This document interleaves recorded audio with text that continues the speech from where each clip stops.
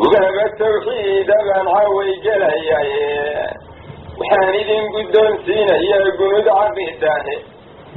إن قهاد كده ومرتدو قبيك حلدير قشامنا عالتو وقته قرير رقاقي خير الجزاء وحفظه الله شيخ أحمد موضوعي وحبك متقين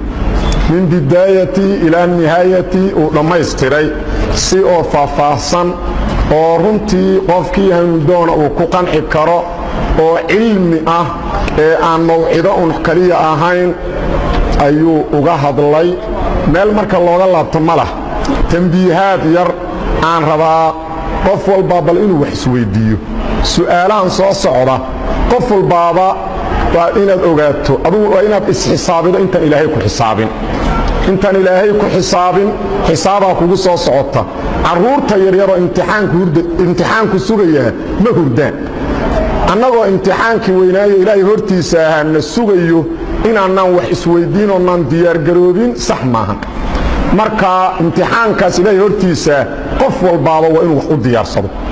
su'aasha koobaad oo aan leeyahay walaalayaal qof walba isweydiiye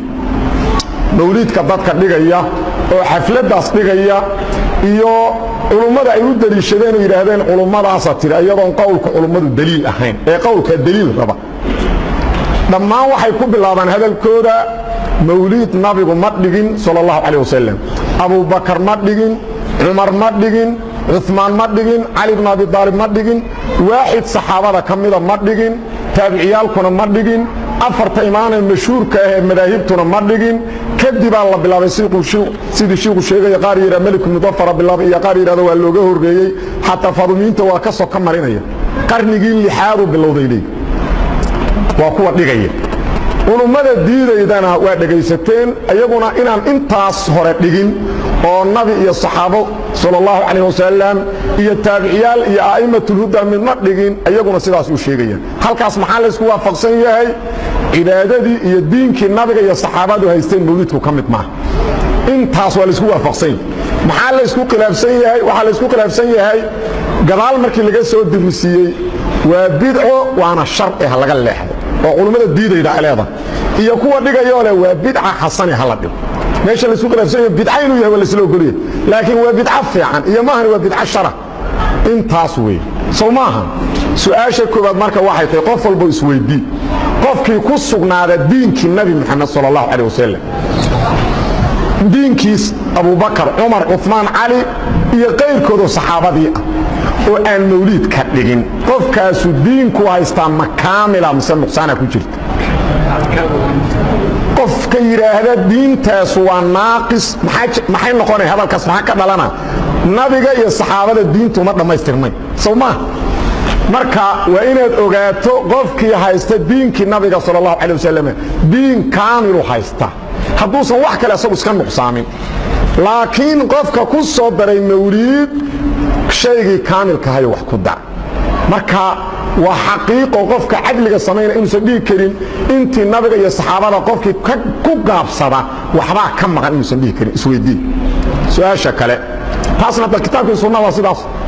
اليوم أكملت لكم دينكم نبيو جوغي سو دغت ايدا سوماهن نبينا صلى الله عليه وسلم سغير ما تركت شيئا يقربكم من الجنه ويبعدكم من النار الا وقد امرتك شيء جنه انين دويه كما تجين وين الامر شيء نار انين كفوغينا كما تجين وين الامر إذا مركا موليدكنا كمid ma wixii nabigu amray sallallahu alayhi marka mawlid aad sameeydo jannana ugu dhawaamaydo naar uga fogaamaydo baacadana waxa loo sameeyaa jannada ilaahay ugu dhawow naartana uga fogow ilaahay raaliha kaaga noqdo su'aasha labaad nabiga sallallahu alayhi wasallam xadiiska Abu Daawud iyo Ahmad iyo qeyrkood ay wariyeen xadiis al-iftiraaq wuxuu sheegay ummadiisu 73 firqayn oo qaybsamaydo nabiga sallallahu alayhi wasallam toddobaatan iyo labo wuxuu ku xugmiyay inay naar muteen hal midna nabiga sallallahu alayhi wasallam inay badbaaday ayuu noo sheegay oo kulluha fi naar illa waahid ayuu waxa la weydiiyay nabiga sallallahu alayhi wasallam midda badbaadayda nabigu wuxuu tilmaamay sallallahu alayhi wasallam yallati takunu ala ma ana alayhi al-yawm wa ashabi nabiga iyo saxaabadiisa waxay ku sugnaayeen qolada aakhirka ku sugnaata waa qoladaas qolada badbaadaydu haddaadan mawliid samayn diinkii nabiga iyo saxaabadu ku sugnaayeenna aad ku sugnaato shaki ma la geli kara inaad badbaadaydo waa may laakiin qofka ku soo daray mawliid oo diinkii nabiga inuusan ahayn asaguba qiran diinkii saxaabada inuusan asagu qiran ma wuxuu ka mid yahay firqada nabigu tilmaamay mase 72 ku jira 72 ku jira ilaa asagu waxbuu ku daray soo maahan taasna qof walba u bal maskaxdaada iyo maankaaga geli tan saddexaad miyuusan ka baqayn qofka mawliidka ku soo daraya diinka oo le waa diin xawdka nabiga sallallahu alayhi wasallam in laga eriyo sida ratiga baadida darka looga eriyo bukhaari iyo muslim waxaa ku sugan nabigeena suuban sallallahu alayhi wasallam wuxuu yiri dad ayaa darkayga looga cayrinaya sida ratiga baadida looga eriyo markaasaan leeyahay ummati dhanka bidixna waa la qaadsiina markaasaa la leeyahay innaka laa tadri maa axdathu bacdaka war kama haydid adiga gadaalkaa waxa ay diinta ku soo dareen a'immadu dadkaas saddexay ku tilmaameen dadkii ridoobay oo islaamka ka baxay oo gaalnimo la yimid imaam nawawi sharxiisa wuxuu ka soo raray al-Haafid ibn Abd al-Barr inuu yiri dadka bidcada diinka ku soo daray iyo dadka kabaa'irta waaweyn sameeyay labadaas u fiirsada marka qofkii iska daayay oo intii nabiga saxaabada ku sugnaada waa nabigu wuxuu u xukmiyay inuu badbaadayo laakiin qofkii ku soo daray ma wuusan ka baqayn in xawdka nabiga bidix laga marsiiyo oo la yiraahdo sida saxiix muslimka ku sugan nabigu uu yiri suxqan aan leeyahay fogo naarta Allah ku fogay qofka diinta wax ku soo daray oo wax ka bedelay u fiirsada walaaliyaal tan kale oo afraad oo aan rabo walaaliyaal inaad isweydiidaan waxa ay wax kasta oo sameeyno qowl iyo ficil ilaahay hortiisa wana la weydiinaya qofkii u fiirsada qof kasta aad si degan u fiirsado ilaahay maalinka la hortago qofkii aan diinta wax ku soo darin oo intii nabiga saxaabada ku gaabsada ma dhici karta in la yiraahdo wariya maxaad ugu soo dari weydo diinta wax oo intii nabiga ugu gaabsada su'aashaas ma ku imaan kartaa ya wariya diinkii nabiga iyo saxaabadu ku sugnaayeen maxaad wax ugu soo dartay ma ku imaan kartaa su'aashaas ma dhici karto laakiin qofka wax ku soo daray ma wuusan ka baqayn ilaahay hortiisa in la yiraahdo maxaad ugu soo dartay diinta shaygan يا ولد سؤاشاس إنه وحكا أديار فضل معهم إلا ضدك مؤمنين تا ضد اسكس عضا معهم إلا وقو كنت المعنى وضد عبس كنال والذين يؤتون ما أتوا وقلوبهم موجلة أنهم إلى ربهم راجعون وضد داعاتك ما كي سمينا عبس كنال وكول ولي إلهي ذا اللي قلنا يا محاطه الضمطة وانا ضدها فتك الدبادة واقبل بعضهم على بعض يتساءلون قالوا إنا كنا قبل في أهلنا مشرقين ضدك إلهي أرتيس وكبت بادية وضدك أدونك عبس جري marka qof walba waa inuu ka jawaabo su'aashaas naftiisa uu gaar u weydiiyo arinta shanaad waxaan rabnaa wax inaad isweydiidano Abu Bakar ma ihtifaalin mawlid ma dhigo wala isla gudub qolada dhigayday qolada kale Umar ma samayn Uthman ma samayn Ali ma samayn dhammaan saxaabadu ma samayn tabi'iyalkuna ma samayn dadna gadaal waa kuwa ka sameeyay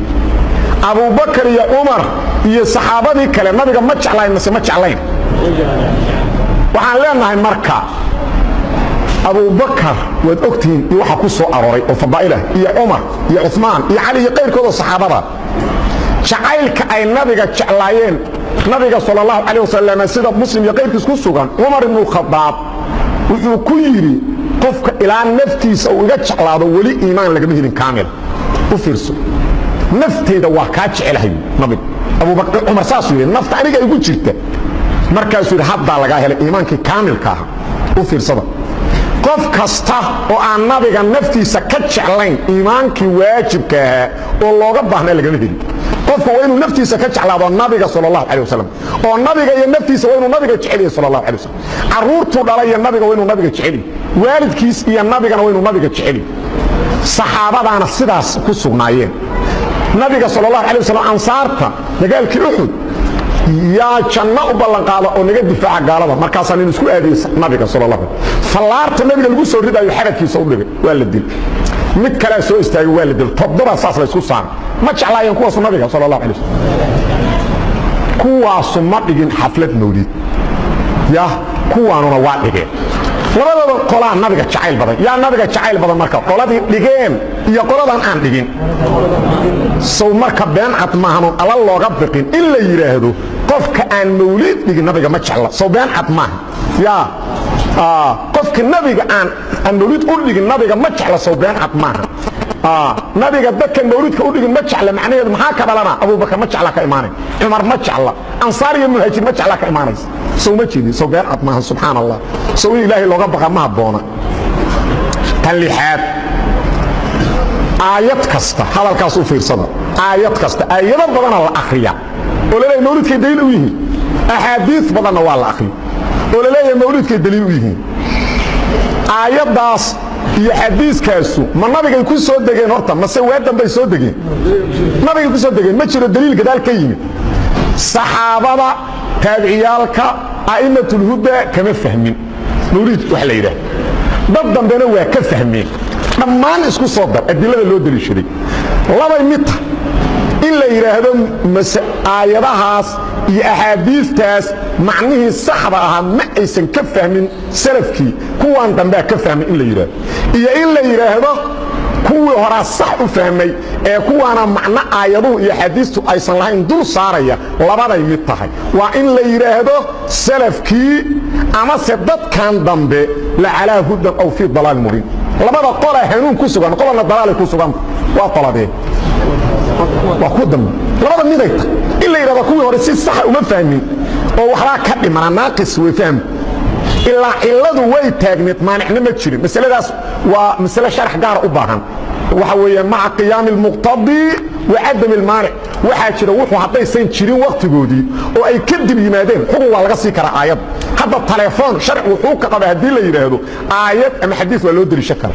marka telefoonka macnihiisa laga hadlayo ya maxaa dhaxay hadii la yiraahdo ee salafkii kama fahmin hadii salaf ma jiro telefoon ma jiro ma jiro soma wixii marka aan horay u jirin markay dhacaan kitaabkii sunnada xukun waa laga siinay xukunkaasna sharti waxa uu ah qaabka iyo ciladu inuu waafaqo qaabkii salafka sharti u ah soo ma jeedin laakiin cilada mawlidka loo dhigayo waxa la leeyahay waa jacayl nabi iyo farxad ma jirtay ciladaas waqtigii nabiga sallallahu alayhi wasallam waqtigii saxaabada ma jirtay ciladaas waa tirjir wax diidaya in mawlid la dhigan ma jirin mana aysan dhigin idan hanuunka waxa ku sugan salafkii tanbiiha toddobaad waxay tahay jacaylka nabiga waxa la yiri jacayl nabiga loo dhigayo waana hor u sheegnay iyo farxad nabiga waa jecelnahay waana ku faraxsan qofka naftiisa ka jeclaan iyo ehelkiisa waalidkiisna muumin kaamina ma oo iimaankii waajibka laga heli soo ma jeedid laakiin su'aal qofka jeceshay ma la waafaqaa mise waa la khilaafa waa la waafaqaa haddaba waxa nabiga jecel Abu Bakar Umar Uthman Ali iyo qeyrkooda saxaabadii ah oo raacay iskana daayay wuxuu samayn iyo ilaa qiyaam saacad dadka reerkaas u jooga jecel laakiin qofkii khilaafay waa jecelahay waa afka baarkiis xayla qofka jecesha lama khilaafo si gaar ah adilladii kitaabkii sunnada si guud uga jawaab si gaar ah waxa la yiri nabigu waa soomi jiray qamiista sheekana horay uga jawaab in yar ina halkaas uga daraan raba laba arimood laba dhinac koow nabiga sallallahu alayhi wasallam bisha rabiul awwal 12keedu soomi jiray meel dhigayda ma jiro horta arintaas ogaada nabigu isniinu soomi jiray iyo farqiga u dhaxeeya rabiul awwal isniintu bil kastay ku jirtaa Soomaa bishi bal afar goor bil walba ku soo laabanay koow marka horta rabiul awwal nabigu soomay lama hayo bal 12 iska badbaada waa koow ee waa isniin labo isniinta soonkeeda markii la weydiiyay nabiga sallallahu alayhi wasallam saddex iluu ku cilay macnaha illa murakaba oo saddex wasfi ka kooban illa murakaba oo saddex wasfi ka kooban ku cilay oo ah wuxuu yiri daaka yawmun wulidtu fiihi wa yawma bu'ithtu fiihi aw unzila alayya waa maalinkii la dhalay kaliya ma dhig waa maalinkii la dhalay waana maalinkii la soo diray oo rasuul la iga dhigay وانا مالك القرآن كان يقول سودتي نبي ما بيش ربيع الأول القرآن كان يقول سودتي بشار يقول سودتي رمضان شهر رمضان الذي أنزل فيه القرآن وقو سنين مركز رمضان كنت توي سنين تنبغ صنك كل علينا كدنا سنين تي وحكم عام كل ربيع الأول كما أصل معها شيئا مسألة مركا أصوليين تكالين قاب علمي وين مسألة الله قهضه مركا كهض لايين وحي رادان إلا مركبا haddii wax lagu cileeyo iladaas taasiir iyo xukunki laga ma qaadan karo ilaa ay dhameystirnaato soo ma jeedin kuma ilay marka dhalasho kaliya xukunka laga ma dhalin karo ee waa in la isku daro dhalasho iyo in la soo diray waa in la isku daro tan kale waxa isweydiin leh maalinkaad soonto qofka cuntada cuno xaflad dhigta ma ku waafaqayso waa ku khilaafsan ya see looga dhalaaliyey nabigiiyan ku dayaaho asagu waa soomay anuguna cuntadayda cuno xaflada dhiga sida loo kala dhalaaliyeyo masalada loo kala qaatay waa sidee u fiirsada haddeer idinka wax kala fiirinina sidoo iska qof walba u fahmi karo maalmaha ciidda marmar ma la iskhilaafaa oo qola inta soonto qolana waa ciid soo lama yiraa marmar dadka maalinkaas soomay iyo dadka xafladeeyay ma iswaafaqsan yihiin maya waaba maalin xanuun badanba waaba arrin xanuun badan idan xafladaysi iyo soon isma waafaqsana subxaanallaahi waxaan ku gabangabeynayaa kelmadayda macnaha muxaadaradu meel looga laabto ma lahayn laakiin waxaan rabaa inaan ku gabangabeeyo ogaada yahuud kitaabka alla u soo dejiyo towraad ahaa waa sheeganayaan haddeer nabiga alla u soo diro ma muusana waa sheeganaya waxay iska dhigayaan inay diinkii sidii u hayaan laakiin waa magac bis waa diin foojariya waxay sheegayaan soo ma mashakiya kaaga jira yahuudu gaalata masiixiyiintuna waa nuuci nabi ciisena waa sheeganayaan injiilna waa sheeganayaan laakiin magac weeye diintii ilaahay nabi ciise ku soo dejiyo injiilha ma hayaan soo ma waa wax la bedelay waxaana la rabaa waa diin foojariya muslim nabi maxamedna waa la sheegana kitaabka qur-aankana la sheegana laakiin maxaa laga rabaa si foojari ah oo gaala kormeeraydo oo ay raalli ku yihiin ku qanacsan in loo haysto marka nabiguna sallallahu alayhi wasallam wuxuu yiri bada al-islaamu ghariban wa sayudu ghariban fatuba lil ghuraba diinta iyadoo qariibay bilaabatay qariibnimaday ku laabayda